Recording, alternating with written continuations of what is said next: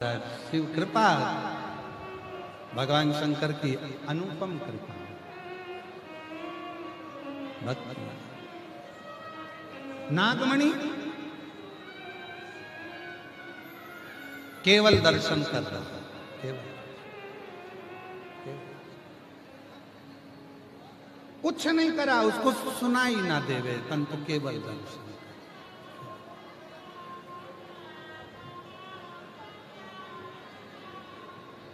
और महाराज, दर्शन का फल क्या होता है वो देखिए। शिव ने कृपा कर दी, वो नागमणि शिव शिव शिव शिव शिव शिव शिव पुकार रहा। कब कृपा करी? जब एक बार गरुण जी ने उस नागमणि को देख लिया और उसको भक्षण करने के लिए, खाने के लिए जाने लगे।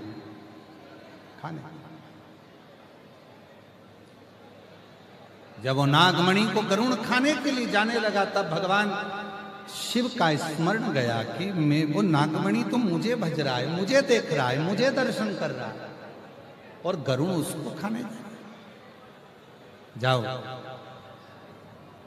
नंदी, भगवान नारायण से जाकर कहो कि गरुण को रोकें नागमणि को खाने से। गरुण, भगवान नारायण ने स्वतः स्वयं तुरंत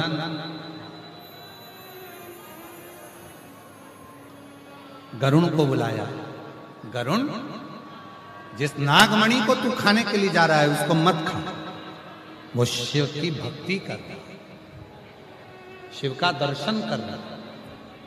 थोड़ा ध्यान देना, केवल भगवान शंकर का दर्शन सर्प नागमणि कर रहा था, गरुण का वो भोजन बनने वाला था, तो भगवान शंकर ने उसको रुकवा दिया, तो भी गरुण नहीं माना। कहने लगा नागमणि का तो भोजन मैं आज करूंगा।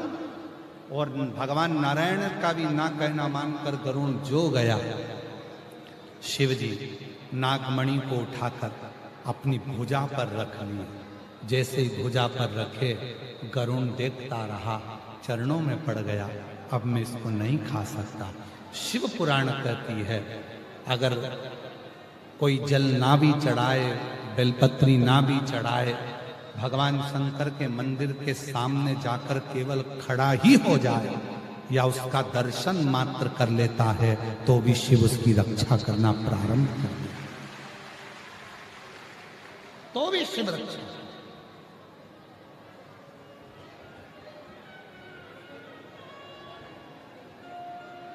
शिव रक्षा का वो शिव है, वो घड़दानी है, वो शंभु है, वो त्रिकालदर्शी, वो कैलाशी, वो अविनाशी, वो शंकर है।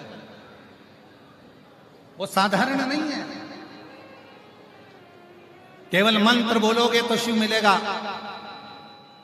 तप करोगे तो शिव मिलेगा, साधना करोगे तो शिव मिलेगा। शिव महापुराण की कथा यह कहती है, अगर रोज शंकर के मंदिर में एक लोटा जल चढ़ाकर दर्शन ही कर लिए, तो भी शिव तुम्हारे साथ कदम से कदम मिलाकर चलता है और तुम्हारे दुखड़ों को। तुम रुका जी चंचुला देवी को तारकासुर के 3 पुत्रों का स्मरण कराते हैं। तारकाक्ष, विदुम्माली, कमलाक्ष की। आजा, तुम भी आजा।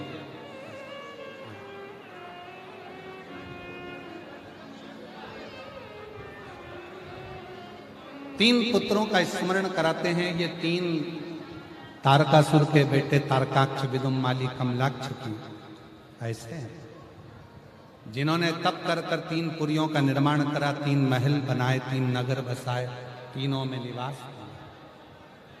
तीनों में, तीनों मरेंगे तो एक साथ मरेंगे, ये विचार करेंगे। वचन मांग लिया भगवान से, भगवान ने तथास्तु कर दिया।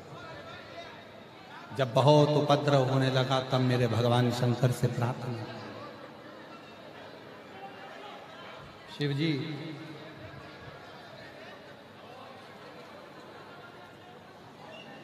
जब बहुत उपद्रव होने लगा तब भगवान देव महादेव भगवान शिव से प्रार्थना, शिव जी ने कहा तुम सब पशु बन जाओ और मैं तुम्हारा पति बनता हूं। भगवान ओघड़दानी पशुपति नाथ बनकर गए।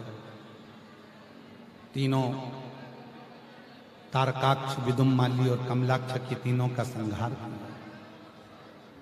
तीनों के शिव जी का नाम पशुपति नाथ। पशुपति व्रत 5 सोमवार का व्रत होता है।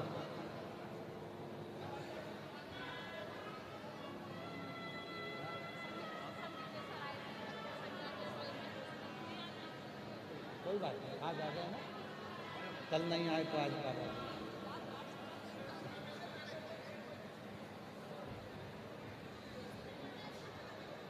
पशुपति व्रत 5 सोमवार का होता है। 6 दिए लगते हैं। सुबह पूजन की जो थाली जाती है वही पूजन की थाली शाम को भी जाती है। प्रसाद जाता है मीठे का। मंदिर में जाकर जब शाम के समय पूजन करते हैं 6 दिए जमीन पर रखते हैं। प्रसाद के 3 हिस्से करते हैं। 5 दिए प्रज्वलित करते हैं। एक प्रसाद का हिस्सा वापस थाली में रख लेते हैं। जो दिया नहीं जलाया है 6ठे नंबर का वो भी थाली में रख लेते हैं। भगवान की पूजन कर कर घर की ओर जब आते हैं, घर में प्रवेश करते समय सीधे हाथ की और राइट हैंड की ओर बैठकर घर की ओर मुख कर कर 6ठे नंबर का दीपक प्रज्वलित करते हैं। बाबा को प्रार्थना करते हैं, बाबा आज मेरा पहला पशुपति व्रत है। बीच में अगर कोई रजो धर्म आ जाता है, कोई कार्य आ जाता है, कहीं शादी में, कहीं विवाह में, कहीं जाना आना पड़ जाता है, तो उस व्रत को छोड़ दिया जाता है, अगला व्रत करा जाता है। करते 5 ही व्रत।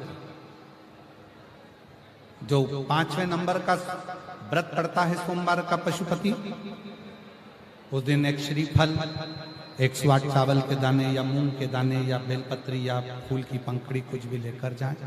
जैसा पूजन का नियम है वैसा की वैसे ही नियम पूरा करें। बाबा को भेंट श्रीफल देकर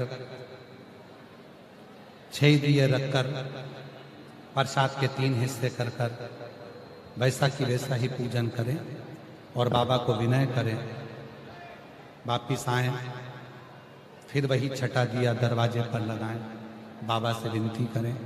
जो प्रसाद का एक हिस्सा लेकर आते हो उसको भोजन करने बैठो, तब सबसे पहले प्रसाद को ग्रहण करो, उसके बाद ही भोजन करो।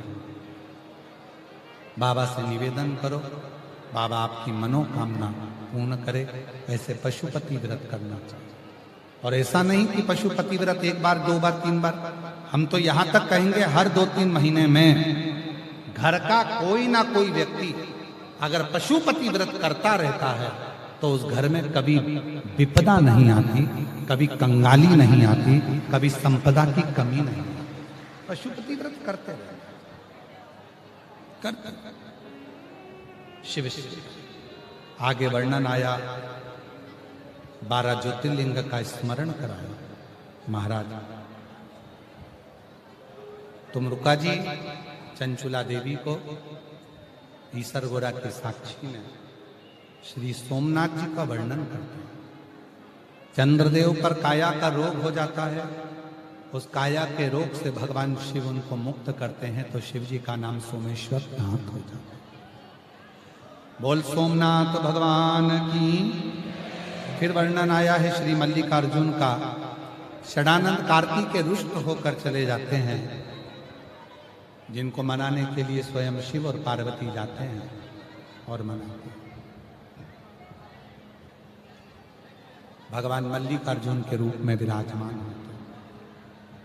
फिर अगला वर्णन है महाकाल बाबा का। दूषण नाम के असुर का संहार करने के लिए भगवान शिव कालों के काल बन जाते हैं और दूषण नाम के असुर का संहार करते हैं। बाबा महाकाल के रूप में विराजमान होते हैं। अगला वर्णन है ओंकारेश्वर का।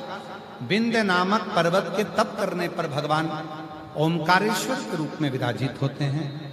नर नारायण के कहने पर भगवान शंकर केदारेश्वर के रूप में विराजमान होते हैं। कुंभकर्ण के बेटे भीम का संहार करने के लिए शिव भीमा शंकर बन जाते हैं। मनु शत्रुपा को दर्शन देने के लिए भगवान विश्वनाथ के रूप में विराजमान हो जाते हैं। गौतम बाबा पर लगे हुए गौ हत्या के दोष को मिटाने के लिए बाबा ब्रह्मा विष्णु महेश के साथ त्र्यंबक नाथ बन जाते हैं। और रावण भगवान शंकर का शिवलिंग लेकर जा रहा था, स्वरूप लेकर जा रहा था। बाबा भार बढ़ाते हैं तो बाबा वैद्यनाथ बन जाते हैं। दारुक नाम के राक्षस का संहार करने के लिए शिवजी नागेश्वर बन जाते हैं और भगवान राम जी के लिए रामेश्वर बनकर विराजमान होते हैं।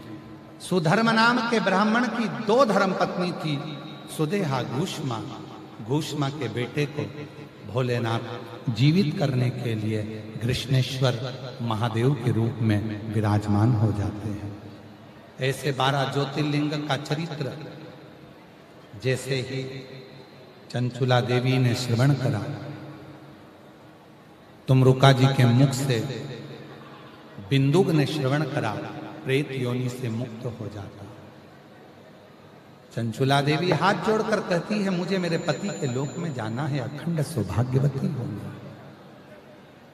भगवान शिव की पवित्र कथा कहती है, शिव महापुराण की कथा वर्णन करती है। शिव जी की आज्ञा से चंचुला देवी अखंड सौभाग्यवती धारण कर पति के लोक को चली जाती। पति के आगे वर्णन आया।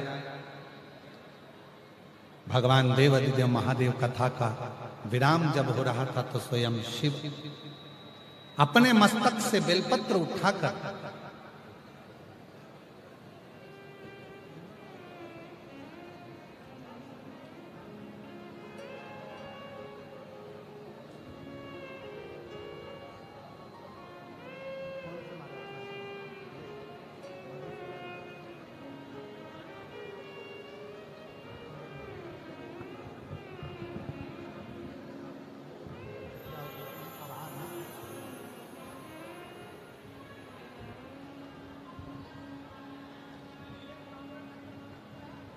भगवान देवादिदेव महादेव ने अपने मस्तक की बेलपत्र उतारकर शिवपोथी को समर्पित कर बाबा देवादिदेव महादेव से प्रार्थना करी, तुमरुका जी ये कथा विराम हो, आप दक्षिणा के रूप में मुझे वर दीजिए।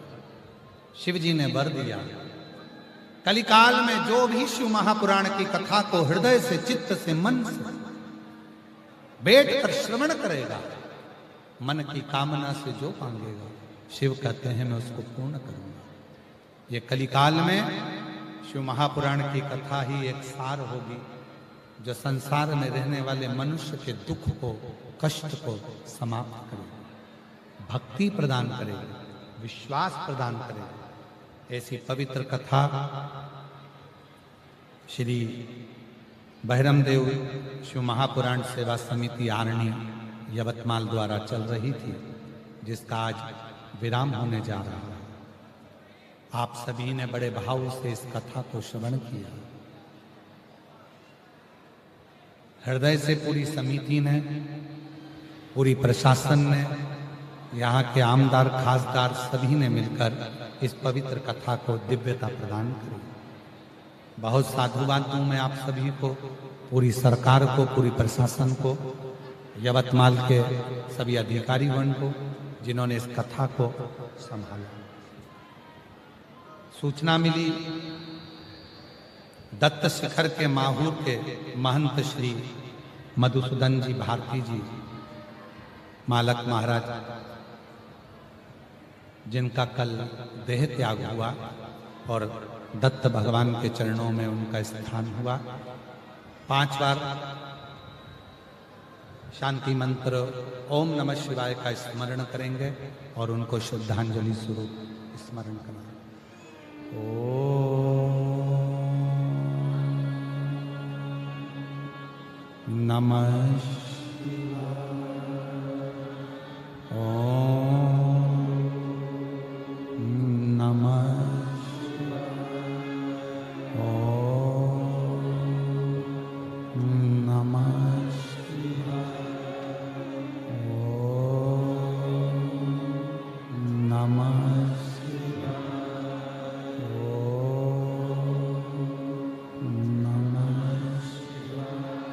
देखो, आप लोग भले लिखे हो अभी ना जाओ छोड़कर, पर आगे भी कथाएं हैं। बच्चे लोगों का भाव है, सबका प्रेम है, पर कथा तो कथा 7 दिन की है। कल भी कुछ माताएं कह रही थी अभी पेट भरा नहीं, हृदय भरा। शिव तत्व आजा आजा, हाँ आजा आजा आजा, लिया बैनर लिया। इसको भी बुला ले, एक वो बैनर वाले को भी बुला। आजा आजा आजा, शिव महादेव नमन चरणों में, महादेव नमन चरणों में, स्वीकार कीजिए सबका किया है मेरा भी उद्धार कीजिए, उद्धार कीजिए। आपकी भी पीएचडी हो गई, डॉक्टर हो गए, 2 बेटे डॉक्टर हो गए। वो बहन जो पहले गई उसका भाई सरकारी नौकरी में लग गया, 15 साल से